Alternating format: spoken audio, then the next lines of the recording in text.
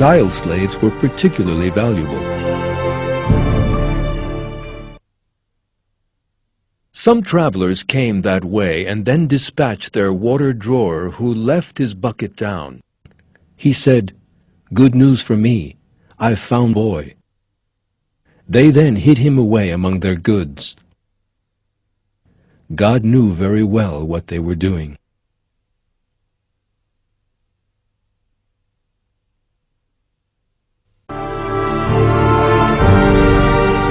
They indeed achieved their aim, and sold him very cheaply to an Egyptian.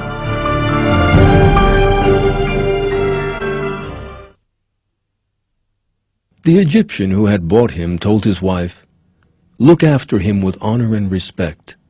It's possible he will be of use to us, or perhaps we might adopt him as a son." And thus we established Yusuf in the land to teach him the true meaning of events. God is in control of his affair. However, most of humanity do not know.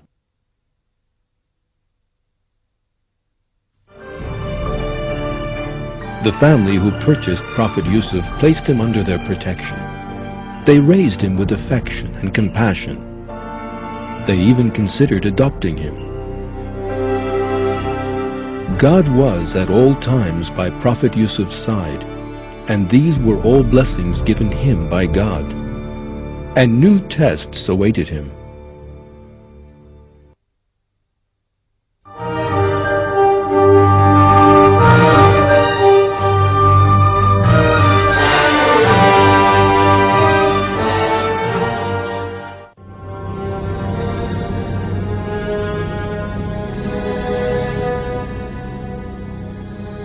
When Prophet Yusuf reached maturity, his beauty began to attract the attention of a great many women. First among these was the lady of the house in which he lived, in other words, the wife of the Egyptian governor. Before long, the governor's wife made an improper suggestion to him. Prophet Yusuf rejected the woman, however, knowing that this would be a violation of God's laws. He immediately sought refuge in him. The behavior of Prophet Yusuf in the face of this incident is described in the Qur'an as thus.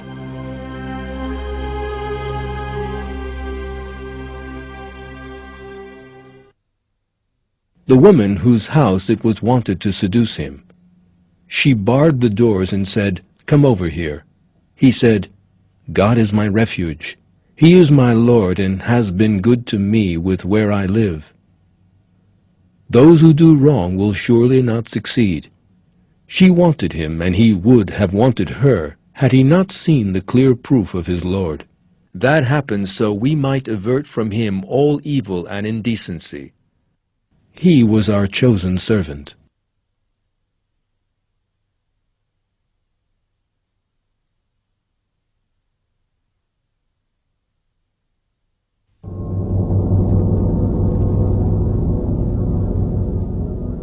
But the governor's wife was very angry with him. And although he was innocent of any crime, she uttered a great slander against him. She told her husband that Prophet Yusuf had approached her with improper intentions. She demanded that he be punished.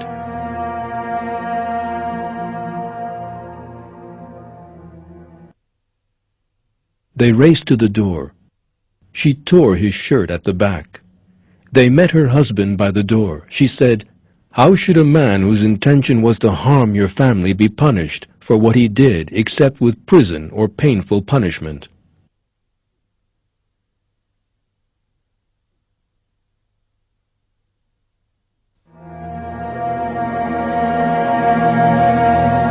What happened is revealed in the Qur'an.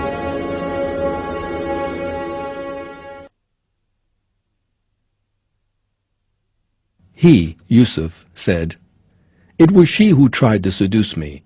A witness from her people then declared, "If his shirt is torn in front, she speaks the truth, and he has clearly told a shameless lie. If his shirt is torn at the back, then she has lied, and he has clearly told the simple truth."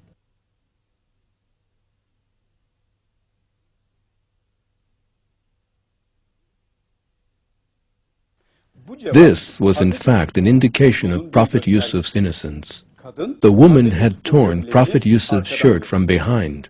The significance of that was clear. She had come up behind him as he moved towards the door. At this, the governor realized that Prophet Yusuf was innocent and accepted that his wife was the one responsible. He saw the shirt torn at the back and said, "The source of this is women's deviousness. Without a doubt, your guile is very great. Yusuf, ignore all this, and you, my wife, should ask forgiveness for your evil act. There is no doubt that you are in the wrong."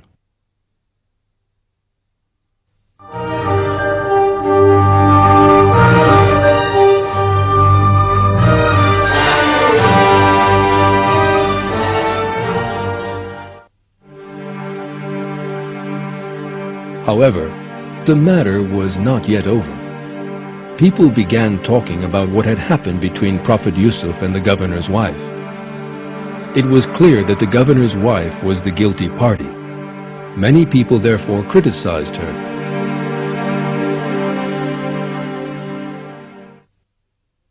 Some city women said, "The governor's wife solicited her slave. He's fired her heart with love. We see that she's the one to blame."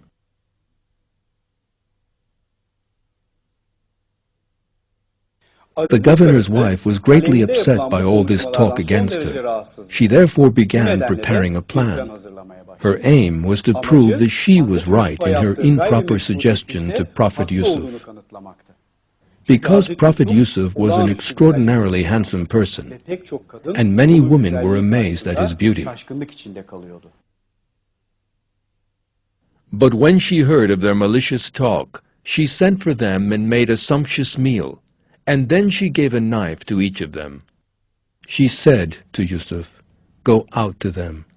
When they saw him, they were amazed by him and cut their hands. They said, "God preserve us. This is no man. What can this be but a noble angel here?"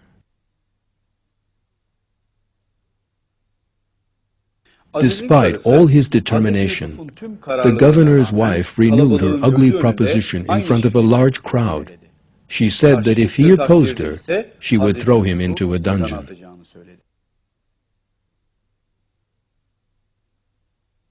She said, "You see, it's him you blamed me for. I tried seducing him, but he refused. If he does not do what I order him, he will be put in prison and brought low."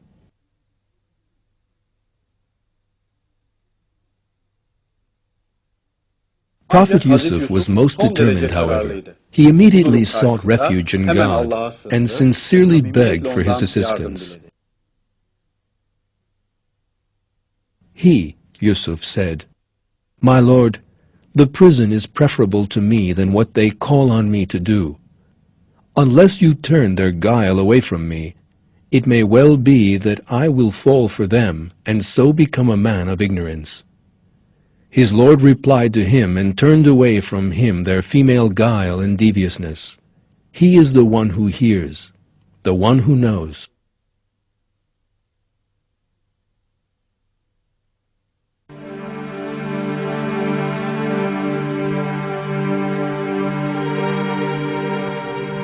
In fact, everyone knew that he was innocent. Yet they still took an unconscionable decision and threw him into a dungeon, where he remained for many years.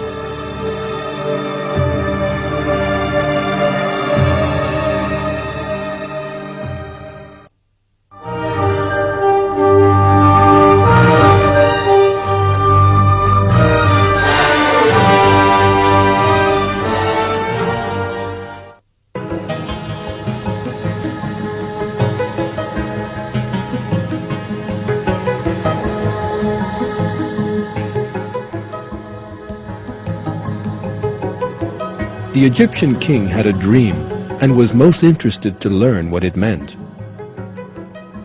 He therefore asked all the seers and wise men in the land.